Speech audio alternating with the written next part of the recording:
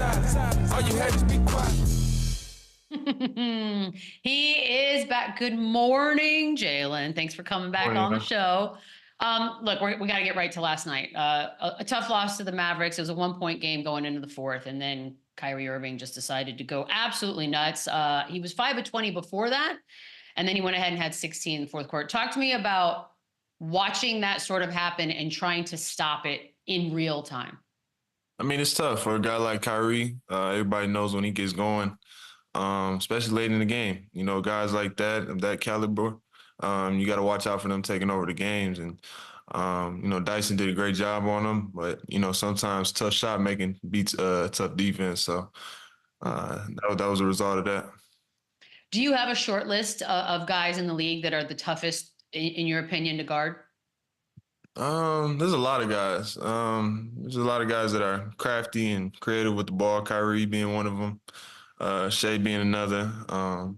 There's a lot of guys that are just doing a whole bunch of different things. You got Wemby who's 7'5", you know, dribbling and doing all that stuff. So there's a few guys that are a different type of matchup for you. But yeah, there's a lot of good guys in this league.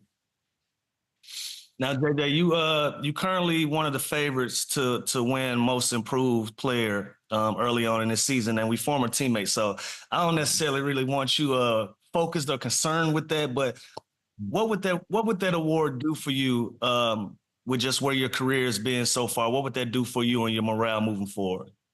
I mean, it's just going to motivate me to keep working harder. I think I'm a type of person who doesn't get complacent with anything. Where I'm at, how my last game went, you know, I don't like to dwell on things, and I just like to keep getting better each and every day. So that's just gonna add more motivation to what I do, and it's gonna make me hungry to get more things like that. So yeah. I always wonder, because I feel like guys and women in team sports are sort of geared towards the championship. That is the end game. That is the goal. But there's nothing wrong with also having individual goals set along the way. Do you do that? Do you even think about these types of things? No, not really, not too much. Because at the end of the day, you see a lot of the guys who win these individual awards, their team has success. So I believe when your team is having success, all that individual stuff lines up. So yeah. JJ, let me tell you something. You keep putting up 28 and 11, that award is yours, brother. So just keep doing exactly what you're doing. Now the NBA Cup continues tonight. The Hawks are at the top of East Group C at 2-1. You already had a big win over the Boston Celtics. How much motivation is there, obviously, to play in the NBA Cup games? Also knowing that the top dog Boston Celtics are in your bracket.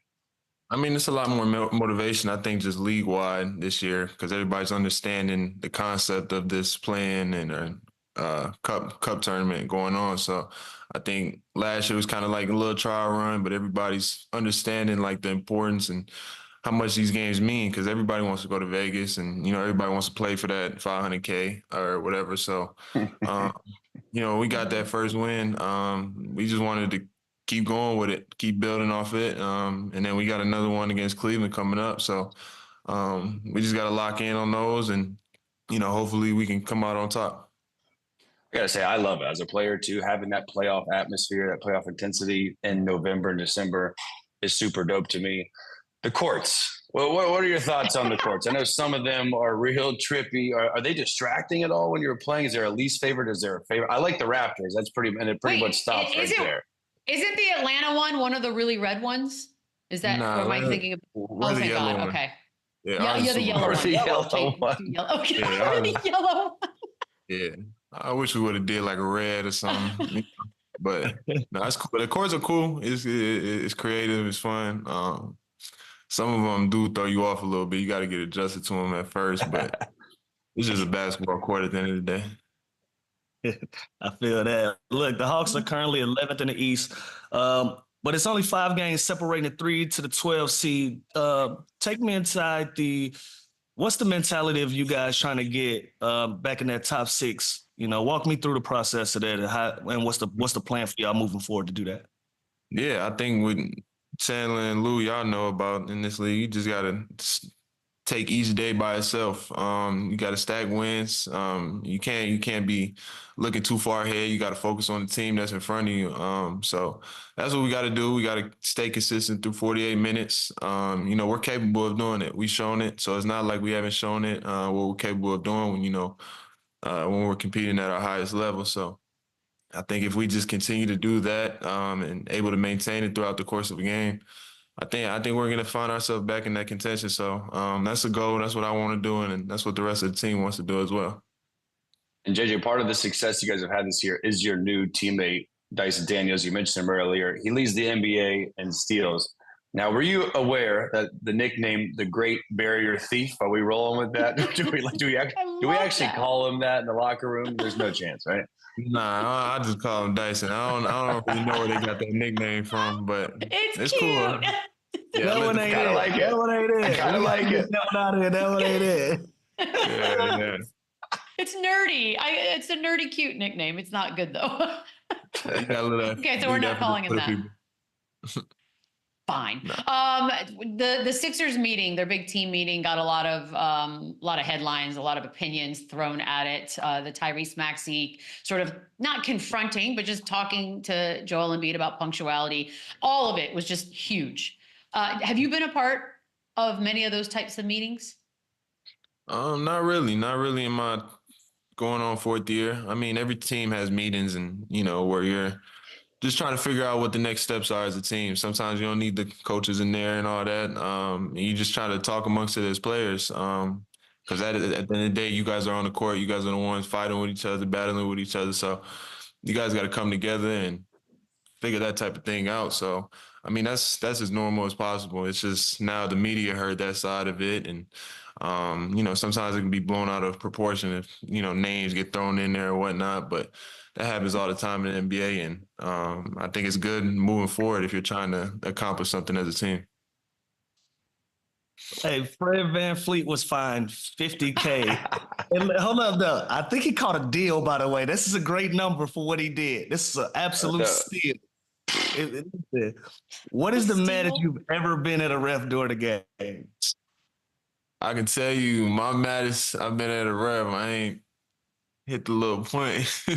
But nah, I don't really get mad at the refs like that. I mean, obviously sometimes you just let them have it sometimes. You just got to let the refs have it. But sometimes you just got to deal with the calls. I think I've gotten 2 texts in my career. Okay. Hey, man, listen, keep your money. But if you don't give it to them, I'm keeping my money. Get your money's worth. If you're going to give them the cheese, get your money. I got you. We yesterday, and listen, I love Fred, and I hate to see guys lose money, but we thought 5 games minimum. I mean, he mushed the dude in the face. He told them all they're trash. Like the $50,000, that is a gift. Because I thought it was going to be 3 to 5 games. Is it possible the angle made it look worse? Like, did he not maybe actually touch him? Because it looked like he touched him. Anytime there's contact, there's got to be. I don't know how he got off of this. Don't touch another person is the lesson here. Jalen, you come from a basketball family, mom, dad, brothers, everybody's out there hooping. First of all, one-on-one games growing up, how did those look? And who did you get more of your skills from, mom or dad? Yeah, one-on-one games. Well, I played with my brothers. My brother played at UCLA right now. He's a senior, and my older brother, he played at Tennessee Chattanooga. So it was always competitive, always playing one-on-one in the backyard, the park, whatever. And I'd say I got most of my skill from both of my parents, for real. My mom got all the touch. My dad got the bounce. And my dad was the one, putting us through all the crazy workouts and all that. All the stories you hear about dads putting their sons through crazy workouts. That was my pops. But it all paid off in the end. So I'm grateful for all that one. It's a hell of a combo. Yeah, that's a good one. Jalen, we love it. Thank you so much for coming back on. I know you got Cleveland tomorrow, so good luck. Good luck, appreciate you guys. Yes, sir. Be balling. Thank you. We'll take a quick break. Point guard conversation, both conferences next. Run it up.